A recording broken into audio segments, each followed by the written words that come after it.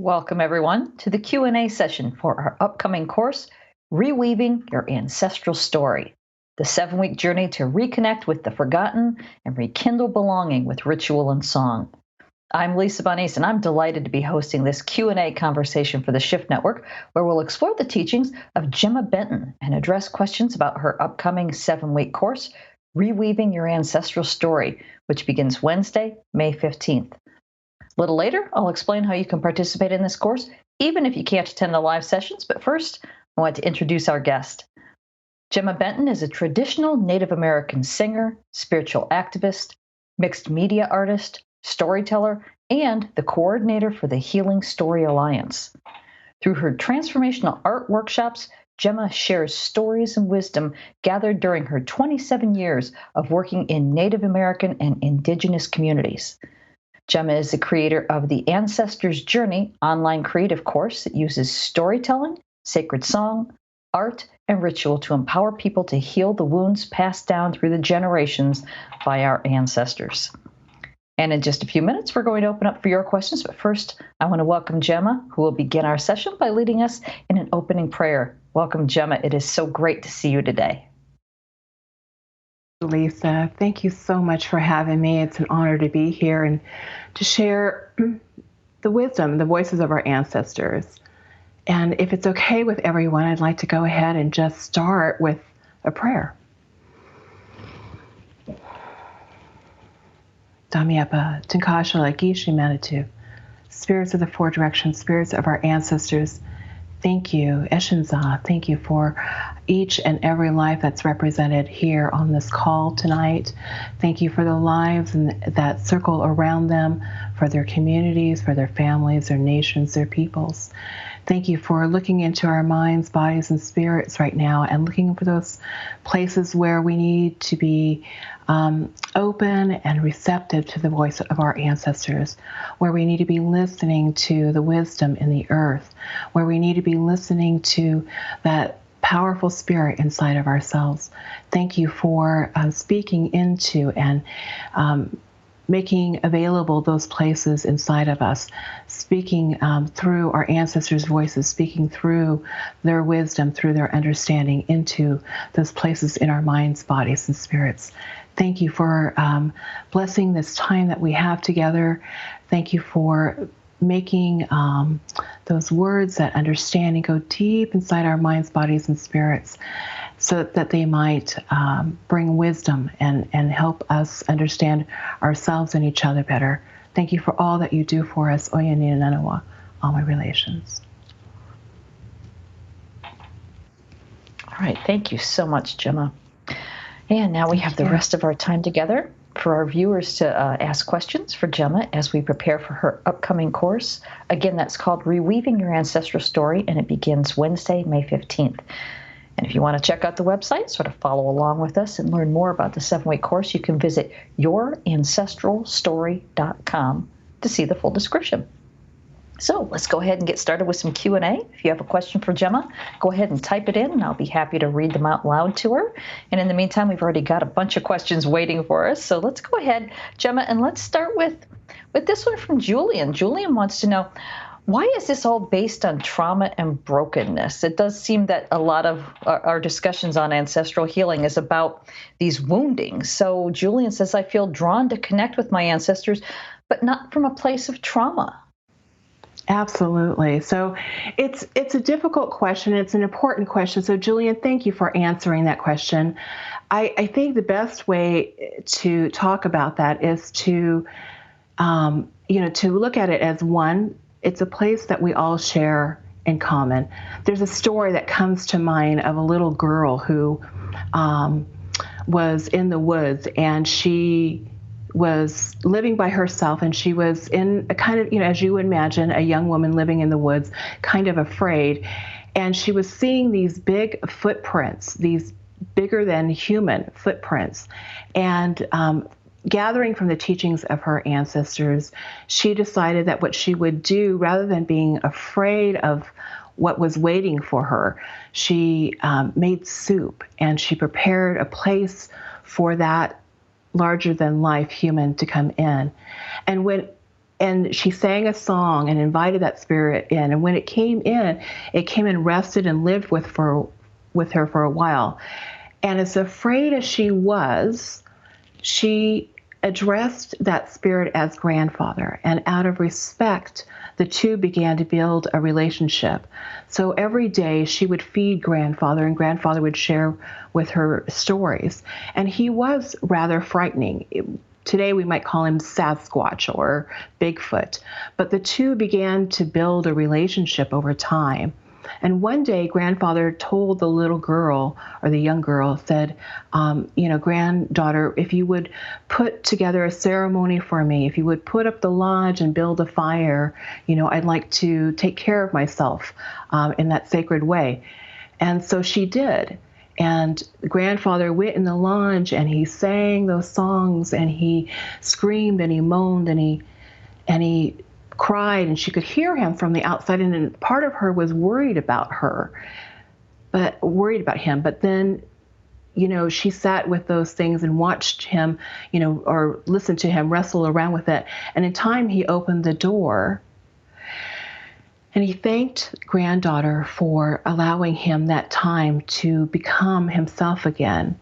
And he coughed. And as he did, he gave her this icy stone. And he told her to put it in the fire, and she put it in the fire, and it disappeared. And suddenly he became a very small, like normal human being man. And she looked at him and she said, grandfather, I had no idea that this was really you. And he said, granddaughter, I always have been watching you. I've watched you all this time. I needed you to see the truth in me, in spite of the scariness, in spite of your fear, so that we can both share this time together. And really, that's what this conversation is all about. It's about preparing that fire and putting up that lodge so that we can sit with our ancestors. We can sit and listen to their stories. It's a little bit different than how other people might approach it, because I'm coming from an indigenous and native perspective. So from an indigenous and native perspective, our feeling is that you have to go back to a time where that split happened. And if we can stand in that place and be present to those stories, then simply by remembering, in the same way that grandfather was remembered by granddaughter, that we can heal. We each heal. She got to experience her grandfather in a way that she could have never experienced him before. And he got to experience being more himself and with his granddaughter. So, I hope that kind of answers that question. But it's a powerful question, Julie, and I appreciate you asking that. Yeah, thank you for answering it. Let's go to let me ask two questions at once because they're very related and they're going to cross over each other. First, Nan is asking, how can someone who is adopted work with their ancestors? How do you find your roots? And then other people are asking, what if we don't know anything about our ancestors? So there's similar stories. Either you don't know anything about, you might know their names, but you don't know their stories. And then people who are adopted may have no idea who their ancestors even are. So maybe we can take those two big questions and answer them at once.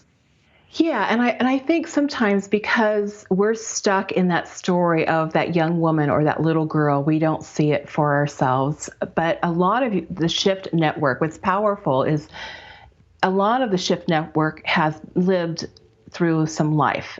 Typically, they're mature people who have lived and seen a lot of things happen. Maybe they've had children or they've grown up to, they've grown older to see other children grow up. And they've seen, people that they've known, people's children's and grandchildren's, grow up. So while they've had the experience of knowing people that don't know them, right? So they've known, their best friend's children since they were babies, and now their grandchildren are coming into the world. And they send them pictures they may have never met, but, they know them. I experienced that with my best friend was sharing with me pictures of her granddaughter and her grandson. And, it's much that way. They have no idea who I am, but I already love them. And our ancestors and I've shared a history with them as their mother has grown up, and I carried their mother when she was a little girl. And so similarly, our ancestors, whether they're our grandparents or people who have simply loved us and cared for us and watched over us all of our lives, take an interest in us. They love us, the well ones, right? They love us. They want to see us be well. They want us to grow and prosper even as we grow older. They want to see that us move more fully into being human, more fully into the stage of life that we're in. So I hope that answers that. Okay. Makes sense? All right. Thank you. Yeah. And then while we're on that topic, there's a question here from Tarina who just plain asked, did they really love me? And a lot of people do wonder that if you didn't know these people, or even if you did know who they are, and maybe they were pretty horrible when they were in their human suits, it's kind of hard to believe that, these ghosts actually do care about the humans and actually do love them. Right. And there are some ghosts. There are, when I refer to most Native people, when they think of the ancestors and we offer offerings to the ancestors, we're not talking really about those unwell ones. And that's language that I've heard other ancestral healing traditions. We don't really call them unwell. They've kind of, honestly kind of disappeared from us. So they are forgotten in a different sense than what we're inviting into this course. So as we're inviting the ancestors into this course, we're really speaking about those ancestors who have done some work in their lives and who are able to presence our lives with that experience. So generally, they're well ancestors, they're thriving, and again, knowing that, as the micro and the macro, as above and as below, as here in the land of the living and in the land of the forgottens. They're simply places where we may be entirely well and awake and aware, and there's places of wounding that keep perpetuating in our lives. And that connection with us, so our ancestors with us, and the way that we mirror our lives, our patterns, our histories, our stories together, we get to come together and we get to sit. So really, Lisa, it's like you and I saying, we may be extraordinary women in every way, and there's this little tiny place where we're kind of, where we're kind of wounded, where we remember the pain that, it just popped in my head. So like we remember the pain of a love lost, and we feel that with other women like us. So we get to have a conversation.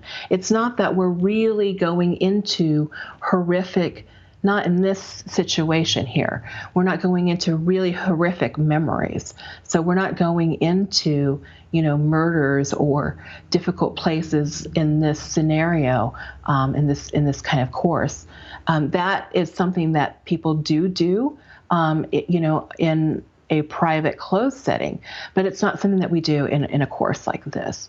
In a course like this, what I'm concerned with is how can we resource you as a human being in those places where you have felt less than, where you have felt like you didn't have someone to witness and to be a powerful resource to you in those moments when your heart was broken. And we get to lean into that together so that we're not spilling out that brokenness into our lives in all kinds of places. And we become more available to the people who love us and to the things that are important to us. Okay, thank you. Again, I'm going to combine questions. We've got a lot of people asking very similar questions. So basically, we have people asking, What kind of healing is actually possible when you work with your ancestors? Mental, physical, body, mind, spirit, the whole nine yards, physical healing? What kind of healing can you actually accomplish? So in older indigenous and native ceremonies, we always hold that the spiritual reality comes first. The unseen, the invisible reality comes first, and then the physical reality comes. And you can, work one with the other. So you can work, with physical things and in a spiritual way, or spiritual things with a physical way. They're connected. And I want to kind of dissolve that line between the two. But having said that, it's really a matter of the lines that are within our own minds. We hold limits of what we can do and what's possible. We create what those laws are. So everything that we're hearing from people like Bruce Lipton and Greg Braden is that it's all in our, it's a matter of what we can become available to, what we can resource in our minds. Traditional people, native people, going back generations, would see healings come out of people being able to sit with their ancestors. And, while that's really difficult today, it's possible. And part of what I, want to support people with is, we don't arrive there one day that we have, healed our lives of every physical, mental, emotional, spiritual wound. We do this step by step. And with each step, if we've taken a lot of steps, there's the capacity to heal just about anything in our lives. If we're just getting started, it's possible that what's most important is that we heal our beliefs. And part of what we're doing in this course is kind of busting open some of those belief systems, because, it's kind of like a crash course decolonizing. Part of what we're the stories that we've been told about what real is and what separates us from the spiritual reality and a physical reality, kind of dissolving those lines and dissolving the limitations that are inside of those places. So if we say, we can't,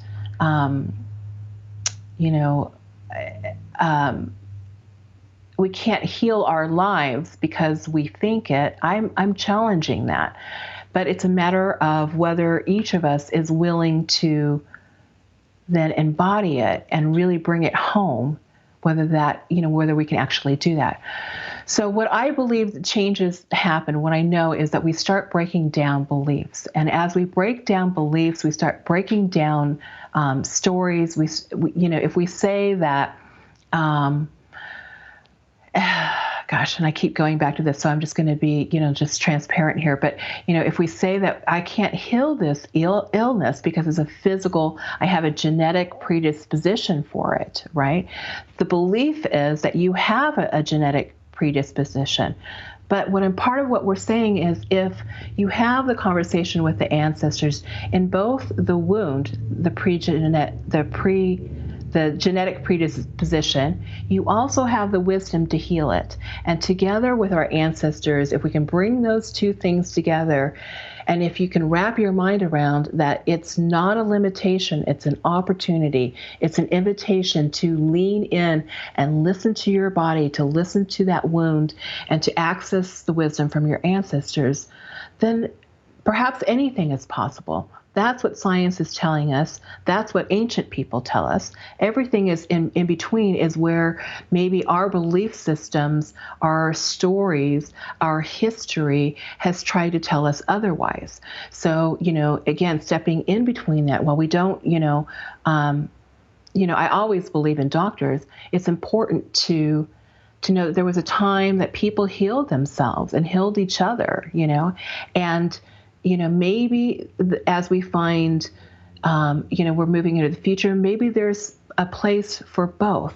maybe that there's a place where we become more empowered to accept responsibility for our own health and well-being, and we see ourselves as connected to all the wisdom available to us through our ancestors, through the earth, through the water, through the plants, and all of the wisdom and the science and the assistance of the medical field and psychiatric support and all of the fields of science available to us.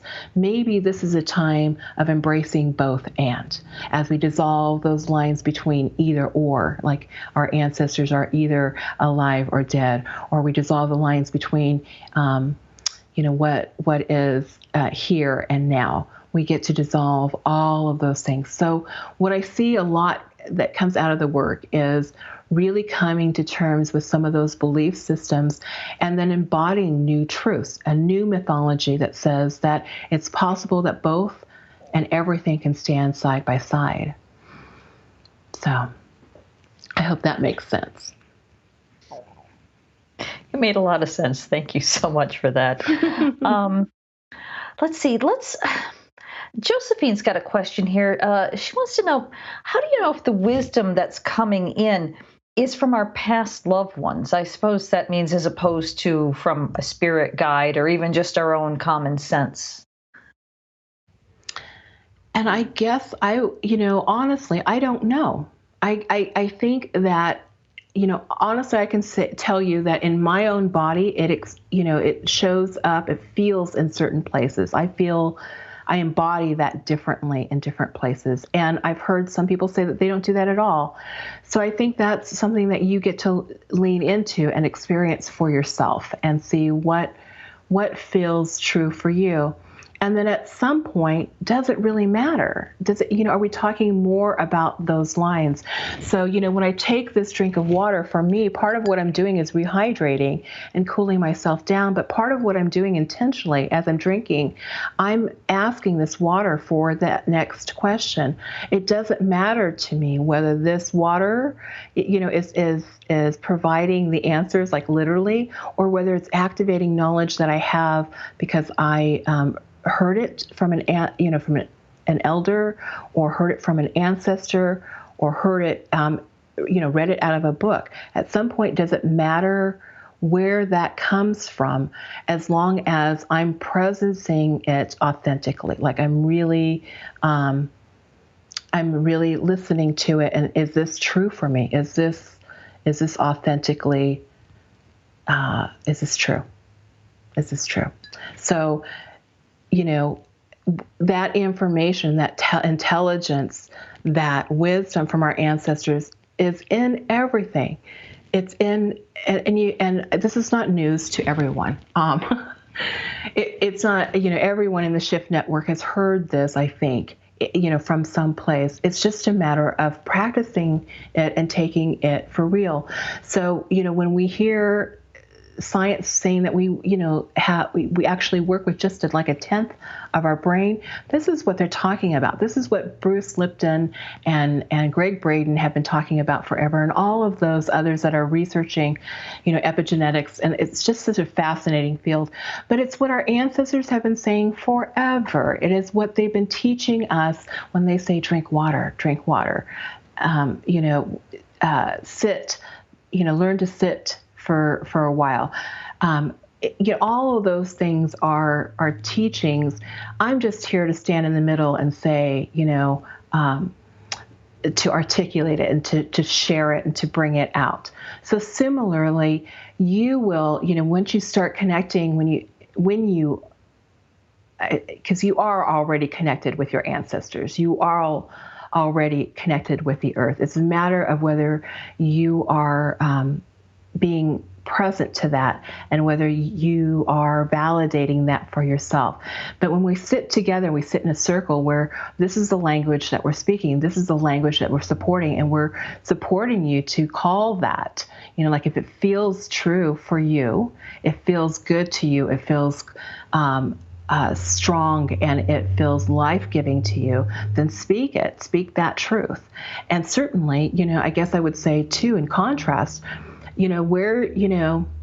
when Where do we hear all the negativity in the world? Do we hear it from, can we articulate where we heard it from social media, whether it was negativity we heard from schools as we were growing up? Were they beliefs that we gathered from our parents or grandparents or ancestors? At some point, we become the vehicle, we become the mixing bowl in which it all gets mixed in. So the beauty about this is we get to be really clean about bringing in positive, powerful, new wisdom and meeting it into those places where we've heard so much negativity. And so I guess I'll say that much. Okay, thank you. Let's go to a question here from Jane, who says, many people of mixed blood were conceived out of enslavement and rape. And how is this healed? Yeah, so similarly, I was just talking with someone the other day, and we were talking about all of the injustice that happens in the world and the anger that comes up for people, even generations later, around that injustice, around that anger, around that trauma, around that crime, around those painful places, not being really truthfully honored or respected. So part of what we're doing here is each of us individually, as we move into those places, like I may not have that experience, but you might have that experience. And as we do, standing in that circle, we can honor what's true for each of us. We can honor, we can give it that space and honor it with our presence, our songs. And a lot of times that's what is necessary for us to begin to heal that. So part of what we're experiencing is that there's no place where we get to talk about these kinds of things, like as descendants. Where do we get to talk about that we're still experiencing the pain from that? We still live the patterns of that. We still have lives that mirror, and we see it in the workings all around us. Where do we get to presence that? Where do we get to speak about that? And these are safe places to do that, not in a way that's like, blaming or shaming or internalizing, but in a way that is honoring, and really witnessing, the wounds of, in this particular case, we're talking about our grandmothers, our great-grandmothers, and really seeing into those wounds, singing into them, praying into them, and honoring them. It is often that piece right there that, is so necessary for the truth to be told. So part of the problem is we can get stuck in the anger, and that anger, that rage, that internalized oppression, all of that shame, that guilt shows up in all of these diseases. And if we stay stuck in that anger, and I'm not saying deny it or minimize it, what I'm saying is stand with it and tell the truth. Tell the truth in the most powerful way that we can, which is to honor, is to presence it, one, not adding anything to that, but to presence it, presence the wound, presence the loss, presence the sacrifice and the grief that she carries, as well as all of us carry. And we can do that inside of these places, these sacred places. And I think that's an important part that we need to do, because I think that that's something that, really doesn't get addressed in a lot of other places. It doesn't get addressed in, in therapy or in that kind of clinical setting. It is a spiritual wound that we're talking about. The physical wound is long gone. It's the spiritual wound that lingers. And any survivor knows that it's a spiritual wound that continues forever until it's finally presence. And that's what we're working on. We're doing that spiritual work. That's where we come to this work from, is that spiritual reality. So Yeah, I think that kind of covers it as best I can in this time, and we could talk about it for days and days and days. And it's a topic that's close to my heart, so we will be touching on those places because it's something that I think, it's not that it has to be horrific. We don't have to experience all of details to say that we can feel it in our belly. We can feel it in our bones, and that's what we need to feel. We don't need to experience all of the trauma, directly, but we need to feel the loss and the grief and the way that pattern has cost us in our relationships and throughout our lives. Yeah, that makes a lot of sense. Thank you. And for those of you who are just joining us, we're here with Gemma Benton, learning about her upcoming course, Reweaving Your Ancestral Story, which begins Wednesday, May 15th. And you can log on to yourancestralstory.com for all the details and to register. Well, let's get back into questions here. We've got a question here from Rebecca who says, how do I do this work if I feel ashamed of some of the things my ancestors have done? And that's a great question, and it's kind of like, the shame is the key, Rebecca. So, it's literally your shame is telling you that there is a truth that is longing to be told. That there's something there that needs to get unlocked, and the shame, you don't have to. I guess I think that people think that they have to say or declare those shameful things with strangers or with people, and you really don't. All you need to do, again, is like we were talking about, to feel the shame. So just for a moment, let's just drop in and feel a place where we have been shamed. It could have been, immediately my mind comes to a place when I wore, used, hand-me-downs and my clothes. I felt ashamed of our poverty. And we can just breathe into that and just feel that shame just for a moment.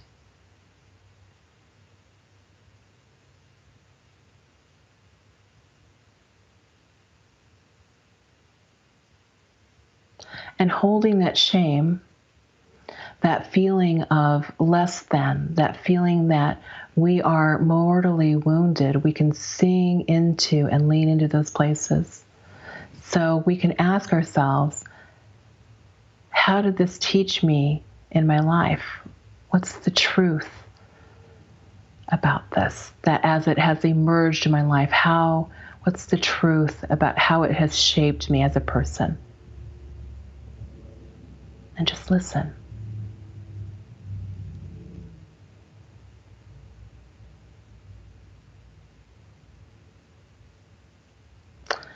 And just so that so that you can finish my piece, is that for me, it made me very aware of people who are also carry shame, that also wear hand-me-downs, and who also had somebody who lovingly tried to make things fit for them.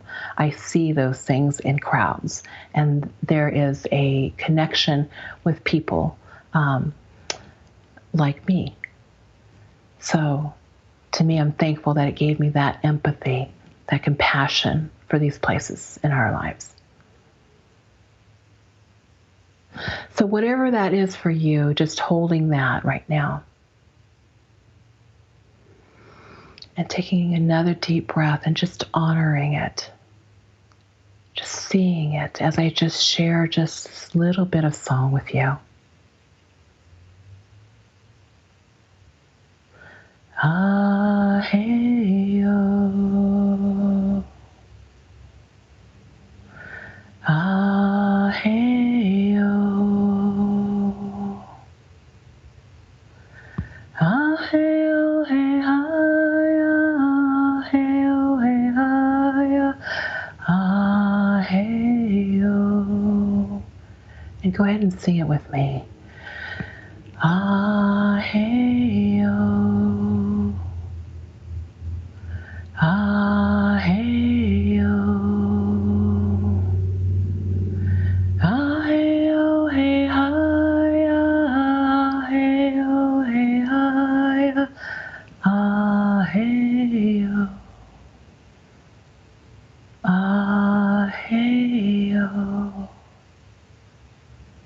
Creator God, all of those places of shame,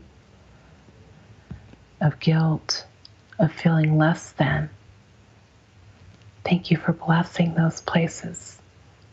Thank you for healing those places and filling those places up with joy, compassion, understanding, wisdom. Thank you for all that you do for us. You need to know all my relations.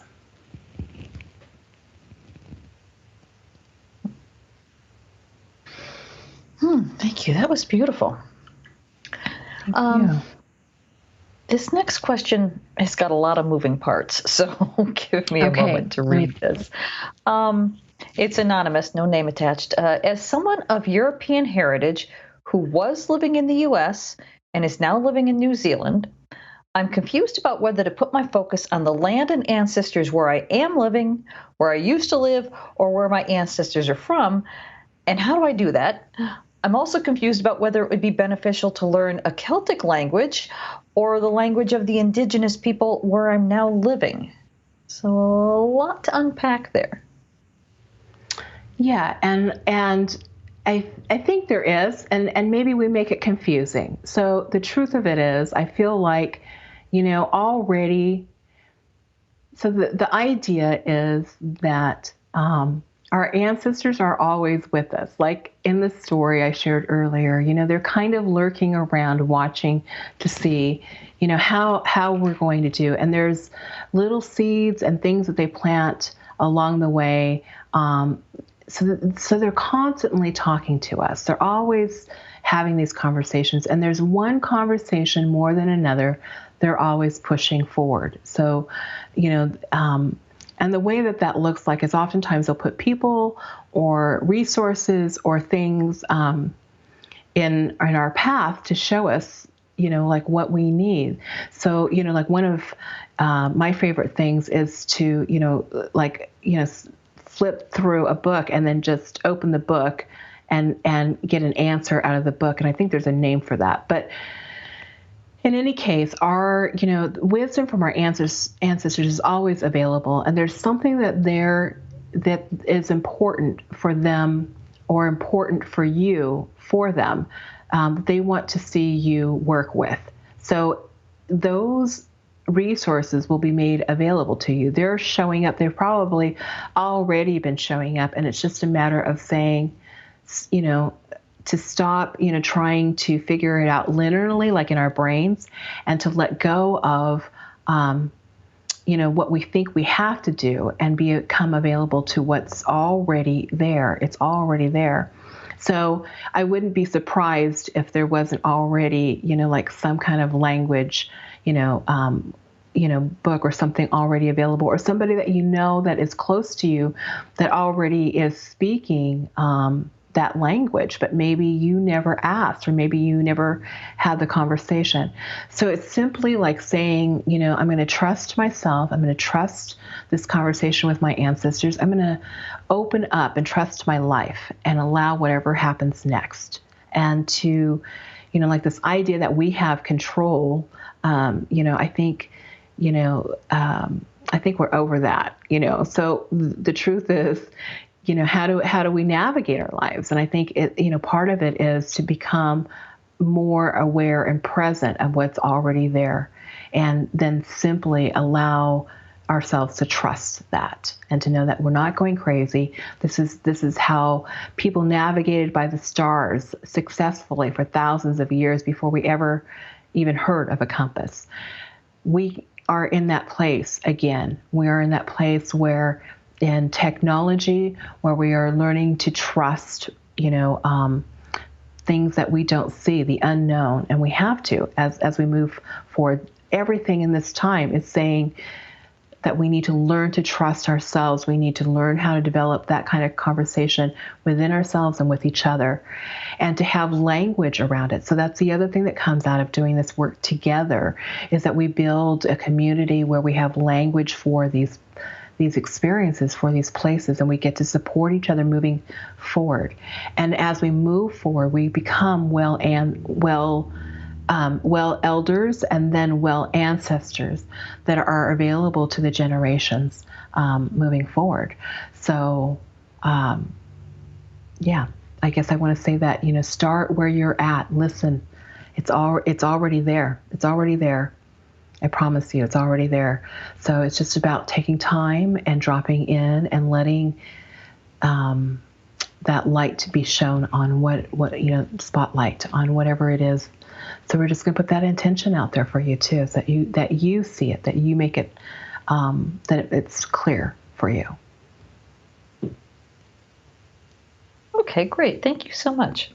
Yeah. Now, looking at the clock here, we have time for a few more questions, but before we take those, I want to give a few details about the course itself. People are asking about that, and this would be a good time to sort of cover everything.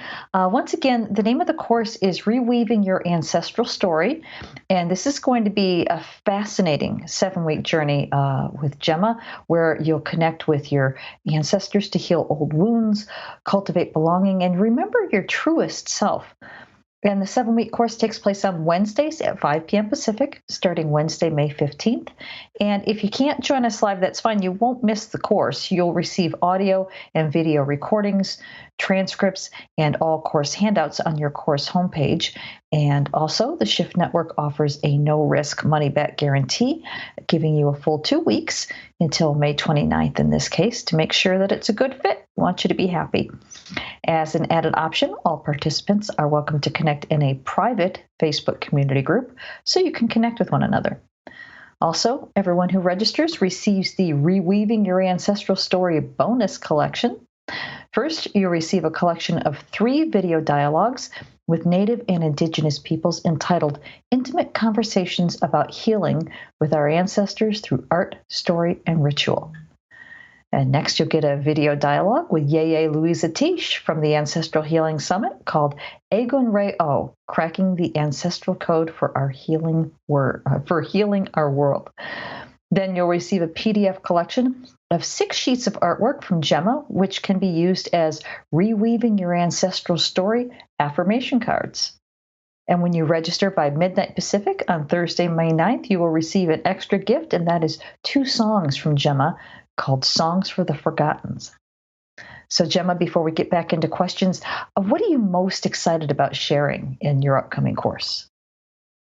Well, I love that we get to share in, 90 minutes live, but what's really exciting for me is when we're going to be doing talking circles. And so we're moving from out of the conversation and that work into dialogue with each other in those small groups. So that's really where that's like amazing. We need the 90 minutes together to kind of create a framework for that time period. But when we start talking about what's really happening in our lives and, with each other, and the way that our ancestors are showing up for us, the conversations that we're having, that's where it gets so rich and powerful. Because not only do we, so again, going back to, we get to share our truth and what it is that we feel and are witnessing, and also we get to move through that with other people. So we get to, and there's so much that happens in a group, and especially in a talking circle. So, and again, the Zoom technology is amazing. It's going to allow us to have small groups of 5 people so that each person gets to share and they get to experience, as you share in a talking circle. For those who've never experienced a talking circle, you learn in a talking circle that, you get that time and space. You get this moment, this 2 minutes to express yourself, whatever you want to express, whatever's on your heart and in your mind, you get to express fully and completely. No one's going to agree or disagree or like or not dislike. It's just you showing up. And there's something that's very, very powerful about that in itself. And knowing that we're doing that with our ancestors, that our ancestors are part of the conversation, and they're part of the energy of this work. So as we're doing that collectively and personally, they're showing up in those spaces. So that's where it's amazing. And we're going to be sharing lots of juicy stuff, so that by the time we get to session, 4, we are, like we say, we're cooking with oil. We're doing some wonderful, magical, deep spiritual work and transformational work with and for each other. And we're really building that connection with each other. So, and that's the other thing too, is it's not just us doing this alone. I think it's one thing to say, I'm going to do a course, and I'm going to focus on the stories, and I'm going to share my ancestor stories. But part of the beauty that happens is when we do this together. There's not only support for leaning in to these places of vulnerability where we say, am I hearing voices? Is this for real? Well, we get to hear that. Not only do you get to hear your ancestors talking to you, but again, it may be different for different people, but you get to experience that, but you get validated with it, that it's part of the conversation that we're having. So a lot of people end up in these places where they have experienced their ancestors already leaving those footprints all around them, but they don't have a way to presence them. They don't know where to take that next. They don't know another way to honor them doesn't seem strange and weird. And so we get to normalize that conversation and honor it and make it not ordinary in the sense that it doesn't have meaning, but that it's welcome and present in our lives. So yeah. All right. Sounds wonderful. Thank you. Let's take a question here from Kathy. Again, other people are asking if her version is pretty succinct. She says, alcoholism goes back generations in my family. How do you rid yourself and family from this destructive behavior? Basically, people are wondering about generational addictions passed on. Mm-hmm. What's your understanding of this? So coming from a background of addictions and having been an addictions counselor, I can tell you that, again, in all of our programs, we talk about the spiritual wound.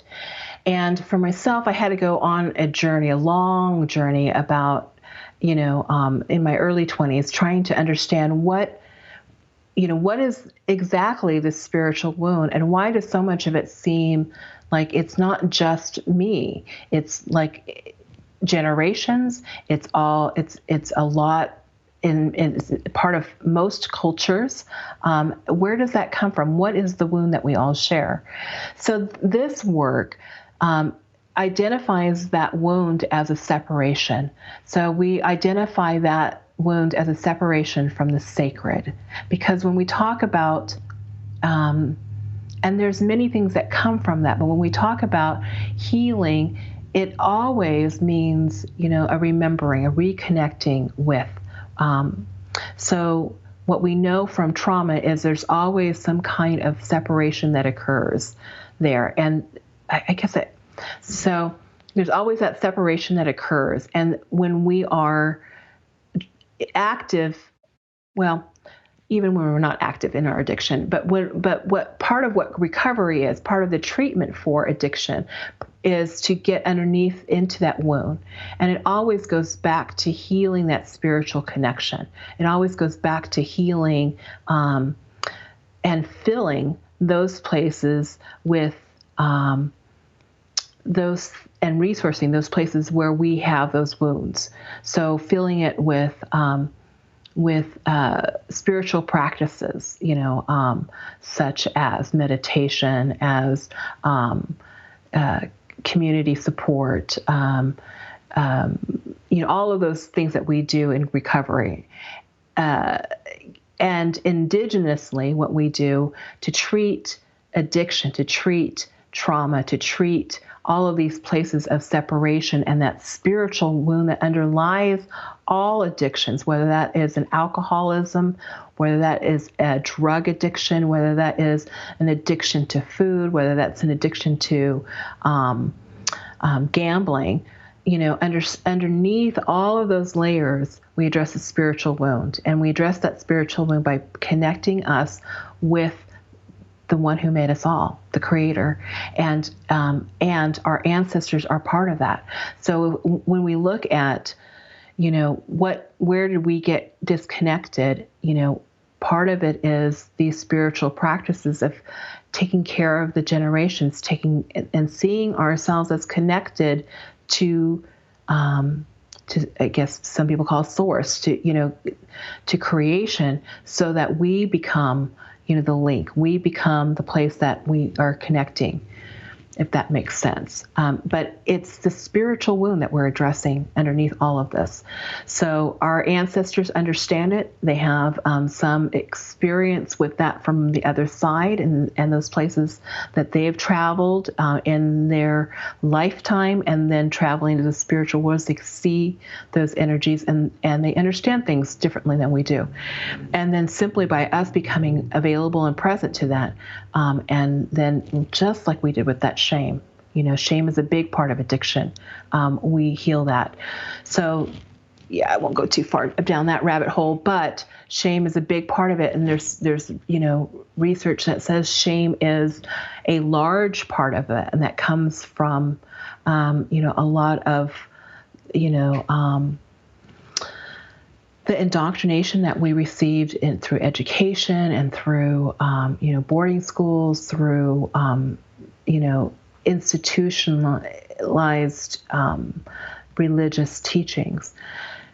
Part of what we're seeing now is in the spiritual movement is, a freeing up of that. And that's part of where those wounded places come from. And having a connection directly with our Creator, directly with the earth, directly with all of these things holding life is part of the solution. Okay, thank you. Let's take a question here from Yurik. You've already sort of touched on this, but the question specifically is, how do we begin to hear our ancestors when we feel blocked from hearing and experiencing them? Yeah, and part of that is, so the truth of it is a lot of times it's our own beliefs and our limitations. Most often it's fear, or it's fear of, it's not, to be honest, it's not so much fear of what we hear or hearing the ancestors, it's fear of what other people will think of us. It's fear of what that actually means and what people will say about us or think we are. So, they'll think we're crazy. They'll think that, we're, possessed, or we're, hearing ghosts or things like that, when really none of that is true. People since time immemorial have been part of ancestral worship practices. So since time immemorial, all indigenous cultures, and we all are indigenous. So we all have indigenous roots. If we go far back enough, we have a connection to a culture that lived with the earth, that lived in the rhythms of the earth, that lived with these spiritual realities. And that's part of what we're trying to activate in this course, is that understanding with your own ancestors from within you. So part of what we're doing is, supporting you, to move through those negative beliefs about what it means to be connected to our ancestors. But there was a time, and there are still places where, speaking to the ancestors is completely normal. To hear them is completely normal. To be moved into action or to receive wisdom that you follow in business, in creativity, in health from your ancestors is completely normal. Within the mainstream, it's not, and that's part of the wounding. So, one is, telling the truth about that we're afraid. That's how we begin that we're afraid. We're afraid of what people might think. We're afraid. And then the second piece, of course, is creating, support around that. So who's safe to talk to, and where can you speak this language of being authentic to what you're experiencing, to what you're feeling. Where can you tell the truth about what you're feeling? And for most people, they do experience their ancestors. They know that they're just afraid to speak it. And so part of this community, part of this course is creating language and creating safe places where we can talk about what's real for us. Okay, great. Thank you. We've just got a minute or two left, but real quick, Mar wants to know, you can find this on the website as well, but maybe you can touch on what kind of practices, meditation, songs will you be sharing in the course? So much like what we've done over the last, even in this, Q&A session, we've shared story, we've shared song. We'll do that in a deeper, more intentional way. Here we're on a timeline here, and we're trying to get a lot accomplished. But part of what we're trying to do, throughout all of these sessions that we've had, is to try to give you a feeling of what it might be like to sit together for extended periods of time. So what we're going to be doing is sharing story, both traditional narratives like the one I told earlier, which is a story that's been passed down through the generations that contains multi-layers of wisdom and understanding. In that little bit, I didn't tell the full piece of it, but I told enough of it that you got an idea of how that story speaks to so many of our relationships with our ancestors. And we did that, in 5-10 minutes. So, we're going to be talking about traditional stories, wisdom stories. We're going to be talking about our personal narrative. So talking about the way that, we're going to be doing some journaling and the way that our ancestors show up for us as we write, how they show up in our lives as we're moving through the course. We're going to use, again, song prayer is integral to everything that we're doing. I do things in an indigenous native way, which makes it a little bit different than how non-native or non-indigenous people do things. So, we always start everything with a prayer, and that prayer is not something that is it's something that is both a listening to the ancestors, a listening to spirit, it's a conversation. So it's not prescriptive. It's not something that I read. It's not something, it's something that comes out of that moment and what spirit wants to share with us, both in my sharing as we speak it. It's like, if you go back and you listen, you'll hear that, we're speaking about things that are happening right now, but speaking about things that are yet to come, because spirits, it's, I guess some, people might not pray that way, but that's the way that we do indigenously. So we're talking with spirit. So, prayer, song is a similar way, so we're going to, as part of the bonuses, you'll get 2 songs that I'm offering to you as part of this course for you to begin to embody, for you to begin to use as part of your practice. And we're using those songs so that we can all share them, and that they are specific to what we're sharing in this course. So there was a conversation about, whether you have to be native to be part of this course, or, if that's necessary.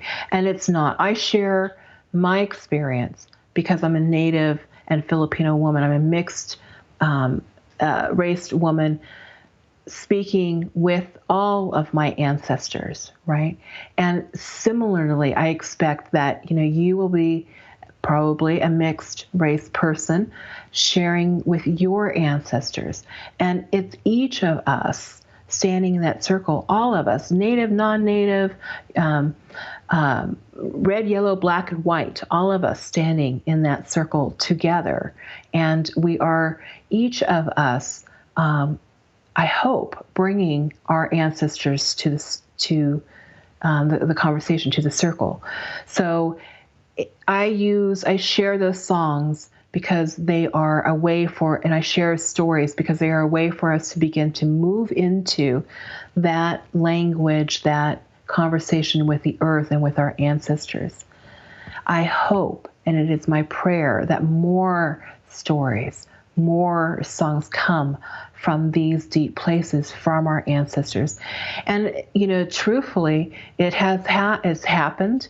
And that's part of, in Native circles, part of our prayer is that it does, that we hope for understanding to come, up from, all of these places, because we talk about these original instructions. We talk about the original instructions each peoples was given that was specific to where they lived and the things that were, the resources that were available.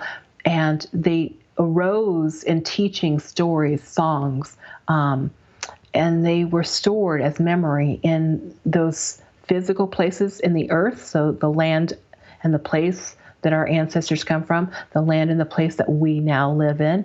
And they're stored inside of our bodies. They're stored inside the water. They're stored inside the foods. So all of that is ways of accessing those stories, your ancestors' stories, your ancestors' songs. And we're kind of using, like my frame of reference as as training wheels here. So these are songs that I'm sharing out of that experience that are specific for this work, if that makes sense. Yeah. Absolutely, it does. Thank you. Time just slips away so fast. I want to thank our viewers for being with us today and for all of your fantastic questions. Once again, Reweaving Your Ancestral Story starts Wednesday, May 15th. And again, you can visit yourancestralstory.com to learn more and to register. So before we go, Gemma, do you have any final words? Oh, Lisa, it's been such a pleasure to do this, and thank you for your kindness and your hospitality and all your hard work, all the Shift Network's hard work that goes behind the scenes to even make one of these possible, much less to share this on this huge level. I so very much appreciate it, and I so appreciate everyone listening and those people who are in whatever way saying yes. I want to be listening to the ancestors' voices, and I'm ready to, whether you take the course or not, ready to listen to that and to lean in and to be aware of what my ancestors are offering me. Thank you for that, from the bottom of my heart and for all the generations. Thank you. Beautifully said. Thank you again, Gemma. It's been an absolute delight speaking with you today. And once again, I want to thank everyone who joined us. On behalf of all of us at the Shift Network, I wish you well and look forward to having you on this course or perhaps another one in the future. Have a great night, everyone.